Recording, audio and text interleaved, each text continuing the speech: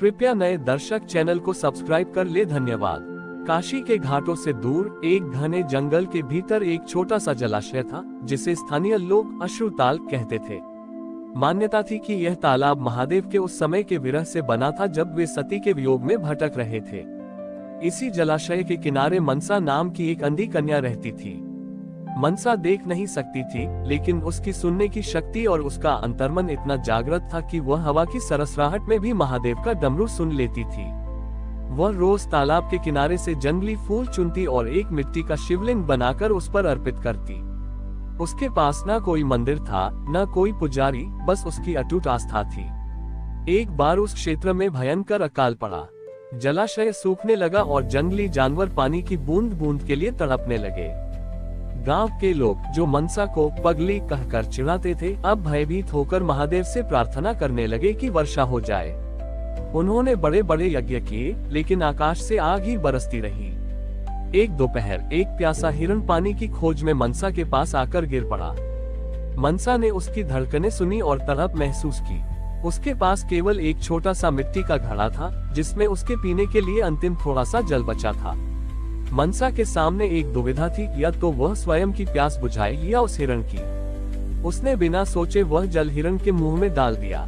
जैसे ही पानी की आखिरी बूंद समाप्त हुई, वह हिरण एक प्रकाश पुंज में बदल गया और वहां एक जटाधारी साधु प्रकट हुए।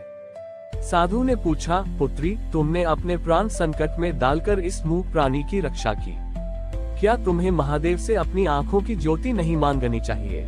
मनसा मुस्कुराए और बोली, बाबा, मुझे आंखों की क्या आवश्यकता? मेरी बंद आंखों में ही मेरे महादेव सदा नृत्य करते हैं।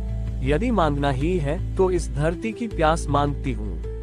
ये जीव जंतु, ये पेड़ पौधे सब महादेव का ही तो परिवार हैं। साधु के वेश में स्वयं महादेव प्रसन्न हुए। उन्होंने अपना त्रिशूल भूमि पर मारा। देखते ही देखते उस सूखे अश्रुताल से गंगा की एक निर्मल धारा फूट पड़ी। आकाश काले बादलों से घिर गया और मूसलाधार वर्षा होने लगी। पूरा जंगल हरा भरा हो गया। जब गांव वाले चमत्कार देखने वहां पहुंचे, तो उन्होंने देखा कि मनसा उस मिट्टी के शिवलिंग के सामने शांत बैठी थी।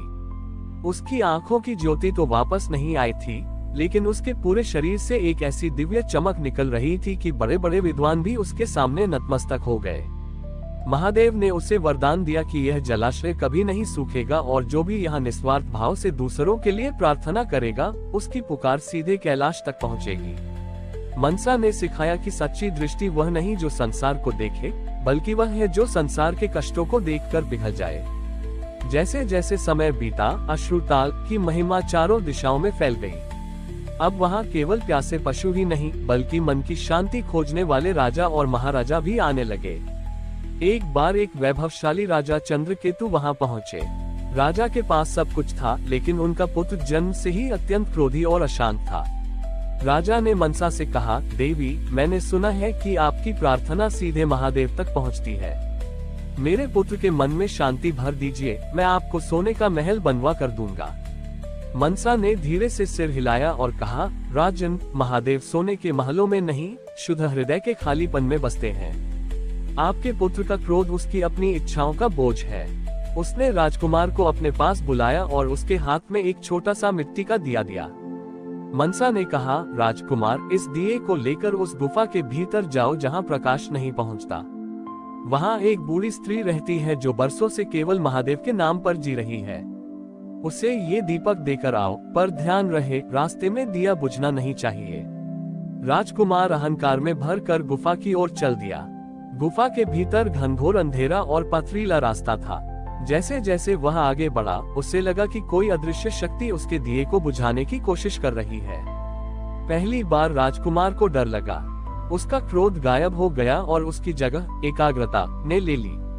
वह बार बार ओम नमः शिवाय जपने लगा ताकि उसका ध्यान न भटके। जब वह गुफा के अंत में पहुंचा, तो उसने देखा कि वहां कोई स्त्री नहीं थी, बल्कि एक प्राचीन दीवार पर महादेव की एक आकृति उभरी हुई थी, जो स्वयं ही प्रकाशित थी। जैसे ही राजकुमार ने अपना दिया वहां रखा, उसका सारा क्रोध और अहंकार आंसुओं के रूप में बह निकला। बाहर आकर उसने मनसा के पैर छुए। राजा चकित था कि उसका क्रोधी पुत्र इतना विनम्र कैसे हो गया। मनसा ने समझाया, जब हम दूसरों के अंधेरे को दूर करने का संकल्प लेते हैं, तो महादेव हमारे भीतर के क्रोध को स्वयं ही शांत कर देते हैं। इस दीपक की लौ को बचाना ही असल में अपने भीतर की भक्ति को बचाना था। राजकुमार ने राजपाट की सुख सुविधाएं त्याग दी और अश्रुताल के किनारे ही रहकर दीन दुखियों की सेवा करने लगा।